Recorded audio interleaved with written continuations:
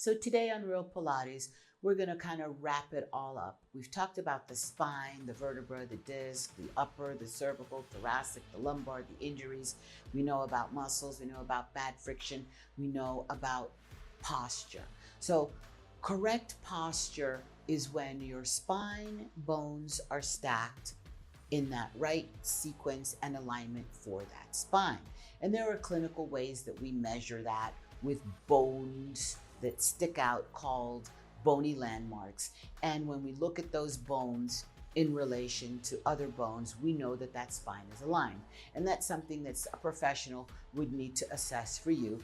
Of course, on our website, we have a space where you can take pictures, and I show you how to take the pictures with a mirror, and I can look at your bony landmarks and tell you, you may have this, you may have that, so that you can know what issues you could have or not have. Of course, I'm not a doctor, but I do know alignment when I see it in a very broad and general aspect. Things that you can do, as you know, to avoid herniations of the discs, bad friction of a joint, bad friction of the muscles. All of these things that you can do that you want to avoid. So you know that the Real Pilates is super important for the health of the discs, the muscles, the brain, and all of that. So that's a home run. But try to avoid sitting for long periods of time without moving your body.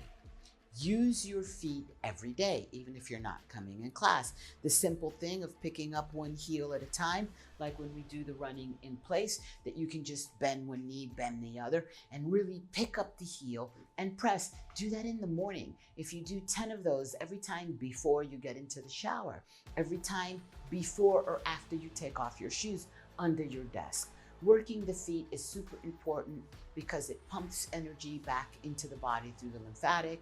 It helps get movement and circulation and energy in all the joints of the lower extremity, even just sitting and lifting your knees under your desk. So prolonged static positions, driving, stop, 2 hours, stop, get out, move your body, because you don't want to do too many crazy movements with your feet when you're driving. No. So stop every 2 hours. I know you're in a hurry to get to where you're going. Switch drivers if you're driving with someone. Better yet, take the train or a plane. Core stability is super important, and that means training all those abdominal muscles, and I have that covered for you.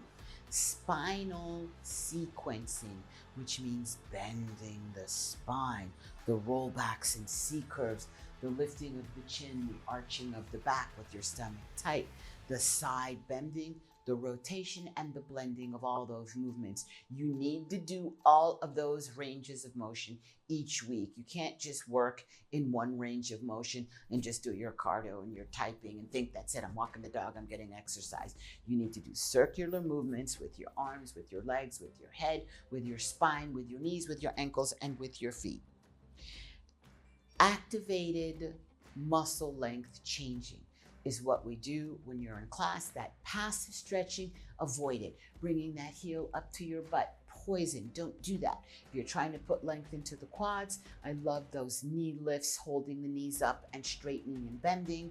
Even if you hold it a little bit with your hand, that will put length into the muscle with memory so that you don't have bad friction of the joints and so that you activate the muscles to keep everything energized. And of course, the rotation that we do of easy, moderate, hard, and extreme, that we work all the ranges of movement so that all the muscle fibers stay activated.